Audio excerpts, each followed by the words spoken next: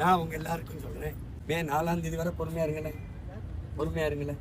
பின்னுக்கு தள்ளுறதுக்கு என்னென்ன ஆட்டுக்கள் தள்ளி விட்டு எப்படி பயம் அந்த நடுக்க அந்த பயம் உங்களுக்கு இருக்கணும்.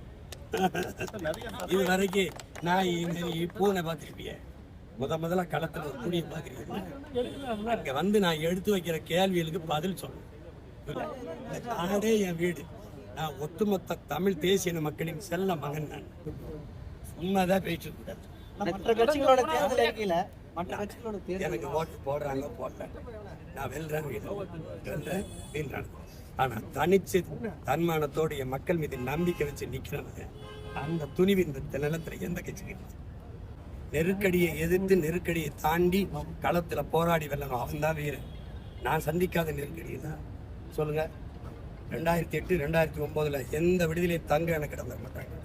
காரிலே படுத்து எங்கே ஏறி கூட தங்க தெளிச்சு அங்கேயே தெருக்கடையில் சாப்பிட்டு அப்படிதான் நான் போராடி வந்தேன்.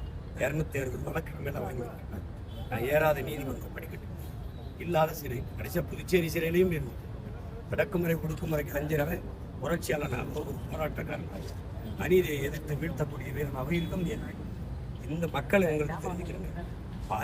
அறிவு பெற்றவனை போற்றும், அறம் கொண்டு கொடை அடிக்கிறவனை போற்றும், வீரமும் மானமும் மிக்க வீரனை போற்றும். இது 3 ஒன்னா இருந்துச்சுன்னா ஒருத்தர் தெய்வமாக்கி வணங்கி புரியுது என்பா பரம்பரை அப்படின்னு.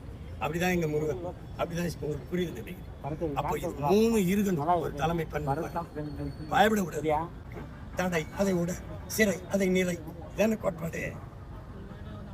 அப்புறம் பயந்தோம்னா கடைசி வரை வீட்டை விட்டு வெளியே வர முடியாது. எனக்கு இல்லை, எனக்கு என்ன என்ன பண்ணுவேன், அது மீறி தானே வேலை செய்யறேன். தடையை மீறி தான் ஆர்ப்பாட்டம் பண்ணியிருக்கேன், தடையை மீறி தான் ஜல்லிக்கிட்டு போராட்டம், தடையை மீறி தான் டங்ஷன் போராட்டம், தடையை மீறி தான் 8 வழி சாலைக்கு போராடி சிறைக்கு போனேன். தடையை மீறணும்.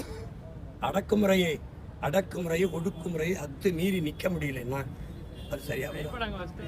மற்ற கட்சிகளோட தேர்தல் இலவசங்கள் அதிகமாக நீங்க ஆட்சிக்கு இருந்தா இலவச மருத்துவம், இலவச கல்வி, இலவசம் இல்லை வார்த்தை விடு, கட்டணம் இல்லாம தரமான கல்வி, சரியான கல்வி, சமமான கல்வி. அதை ஏத்துக்கிறாங்களா மக்கள்? இலவசங்களை நோக்கி இத்தனை வருஷம் இல்லைன்னு சொல்றீங்க, ஏத்துக்கிறாங்களா மக்கள்? பரப்புரை பண்ணிட்டு இல்லை ஏற்கதானே செய்வாங்க. ஏற்கனவே கட்டணம் இல்லாம தான் இருக்கு. தரமா இருக்கா, சமமா இருக்கா, சரியா இருக்கா? தரமா இல்லைன்னு யார் ஒத்துக்கிறா? அரசை நடத்துறவங்களே, அரசு அதிகாரிகளுக்கோ அமைச்சர்களுக்கோ முதலமைச்சர்களோட சரியில்லைன்னா தனியார் மருத்துவமனைக்கு போகும்போதே தெரியுது தரம். அவங்க பிள்ளைகள் எல்லாம் தனியார் பள்ளி கல்லூரியில் படிக்கும் போதே தெரியுது அரசு பள்ளிகளில் தரம். அப்போ இருக்கிறத தரம் உயர்த்தி